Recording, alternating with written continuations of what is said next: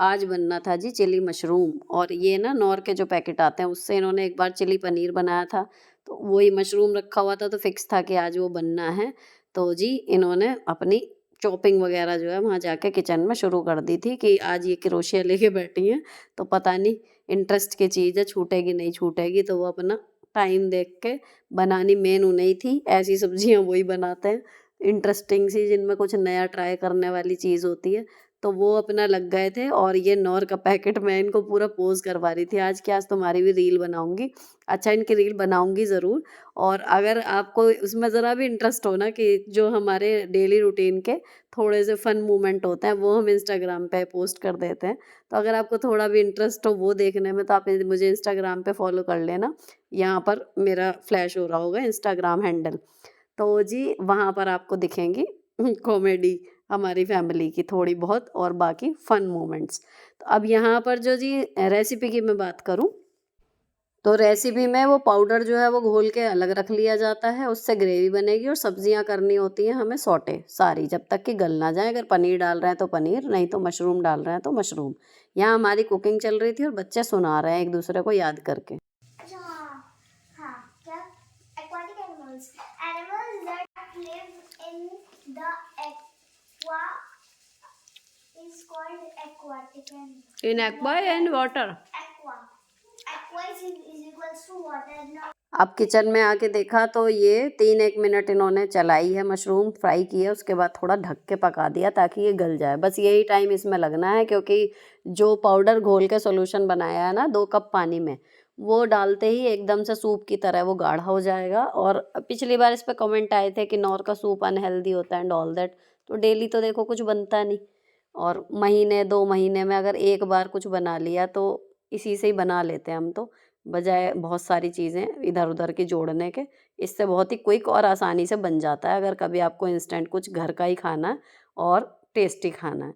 तो ये डालने के बाद इसमें थोड़ा-सा इन्होंने टोमेटो केचअप डाला है और ये पूरा हो चुका है। इसमें कुछ भी हमें एक्स्ट्रा डालना नहीं पड़ता। नमक, मिर्च कुछ भी नहीं डालना, सिर्फ़ वो पाउडर पानी में घोलो, डाल दो, ग्रेवी तैयार।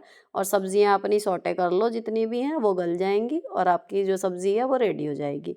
इसी से चिली पनीर भी बन जाता है, इससे चिली मशरूम बन जाता है, और वेजीज़ डालनी हो और डाल दो, मंचूरियन बॉल्स बना के डाल दो तो मंचूरियन बन जाएगा। इस तरीके का ये पैकेट है। अब जी सब्ज़ी बन गई बढ़िया सी, फिर मैंने आटा गूँथा और ये खा रहे हैं अब खाना, और इनका देखो रिएक्शन।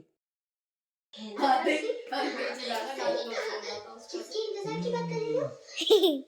जल्दी जाओ, पर ख्याल रखना, अकेला और हमारे झुंड का अब मैं बाकी की रोटियां इतने सेकूंगी, बच्चों का खाना निकालूंगी, फिर हम लोग चारों जो हैं खाना खा लेंगे। थोड़ी सी रोटी सिकती है, फटाफट से गर्मा गर्म सब लोग खाना खाएंगे। उसके बाद फिर मुझे धोने हैं बर्तन। तो इसका अब जो है खाने का टाइम जो होता है वो हमारा फैमिली फन टाइम होता है। तो अब वैसे तो किचन में भी मैं अकेली कम ही खड़ी होती हूँ, ये लोग साथ ही रहते हैं, कोई ना कोई आता जाता ही रहता है, और टीवी चलता रहता है तो उसकी आवाज़ें आती रहती हैं। बाकी खाने के टाइम पे जो भी चल रहा होता है सब लोग साथ देख लेते हैं।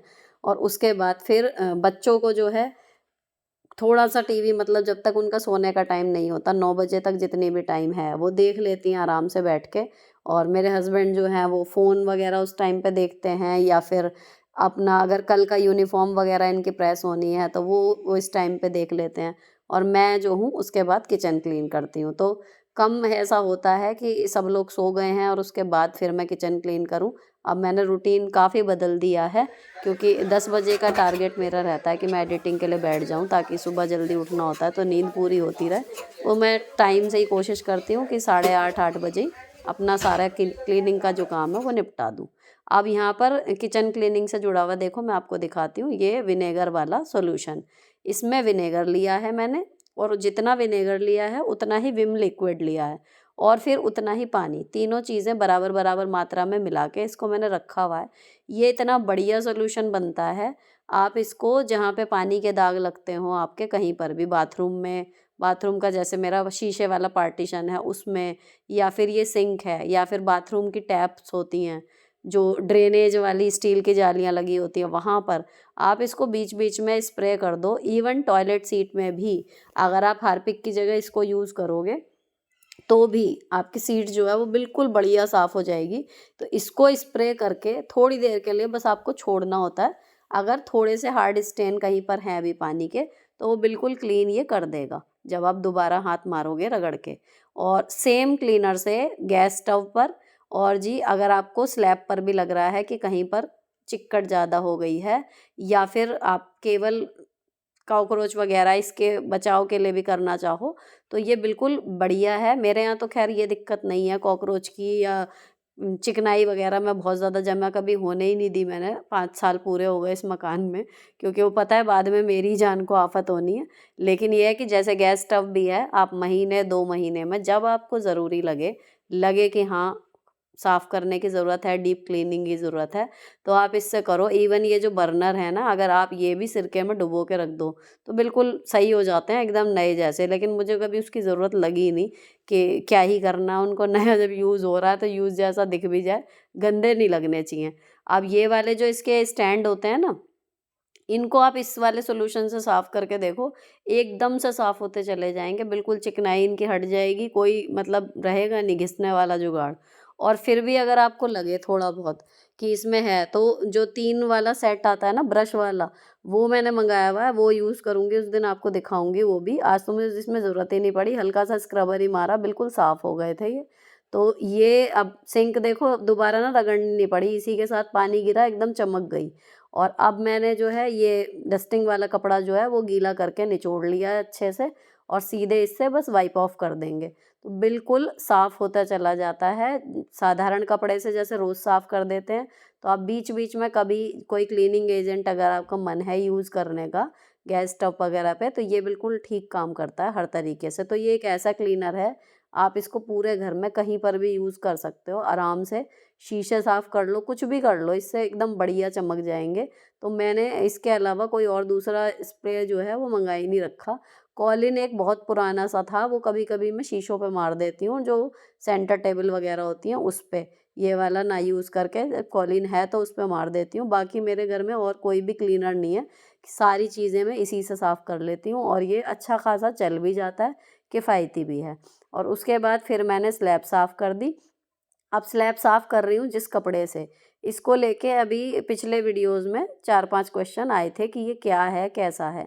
तो ये माइक्रोफ़ाइबर का है, और इसकी क्वालिटी जो है मैं आपको बताऊँ, ये मीडियम सा है।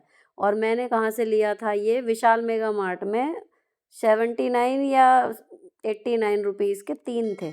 इस तरीके से ये मिला था, और 3 का सेट था, तो 2 तो मैंने रख लिए बाहर के लिए डस्टिंग के लिए। तो एक ग्रीन कलर का जो है वो बाहर डस्टिंग में काम आ जाता है, लॉबी और बेडरूम वगैरह मैं उससे साफ़ कर देती हूँ।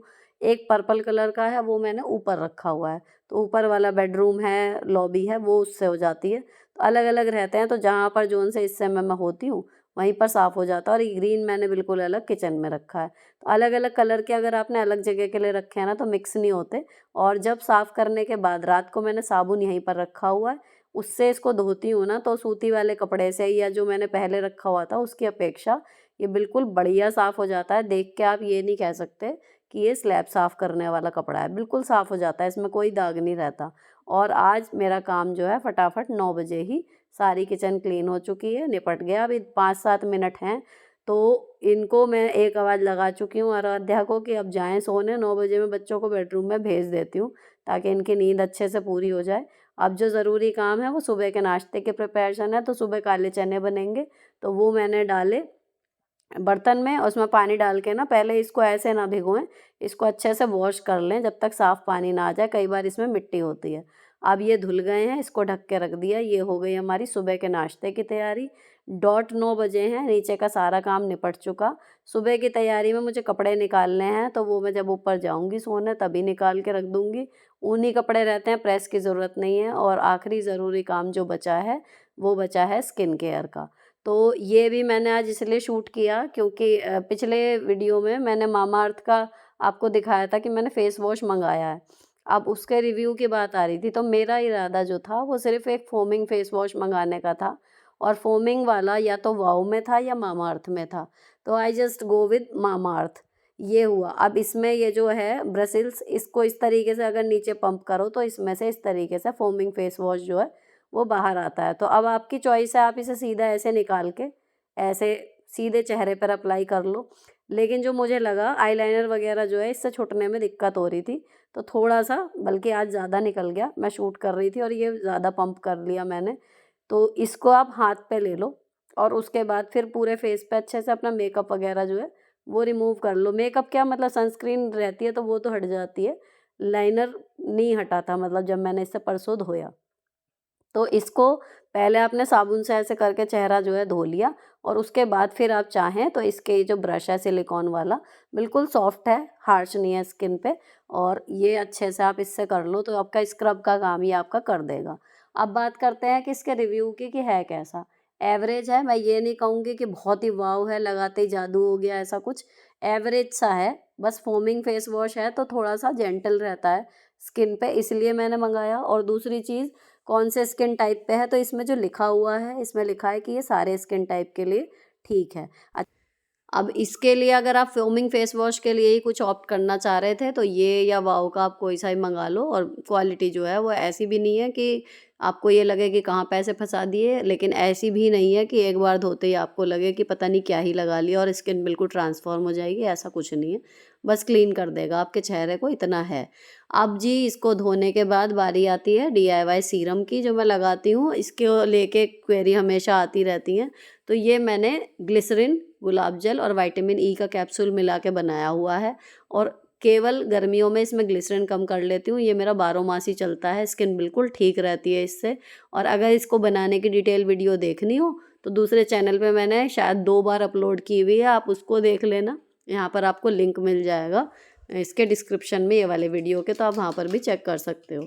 और DIY सीरम लगाने के बाद मसाज नहीं होती है, उसको एक बार अप्लाई कर लिया और हल्की सी कर ली टैपिंग, तो यहाँ पर मेरा स्किन केयर का भी काम ख़त्म हो जाएगा। और आज मेरा काम रोज़ से थोड़ा जल्दी ख़त्म हो गया है, तो मैं एडिटिंग के लिए थोड़ा जल्दी बैठ सकती हूँ। आज 9:30 बजे ही मैं एडिटिंग करना शुरू कर दूँगी और व्लॉग यहीं पर ख़त्म होता है। अगर अच्छा लगा हो, कोई भी बात यूज़फुल लगी हो, पसंद आया हो किसी भी वजह से, तो चैनल को सब्सक्राइब किए बिना मत जाना। मिलती हूँ आपसे नेक्स्ट वीडियो में। Till then bye bye, stay beautiful always.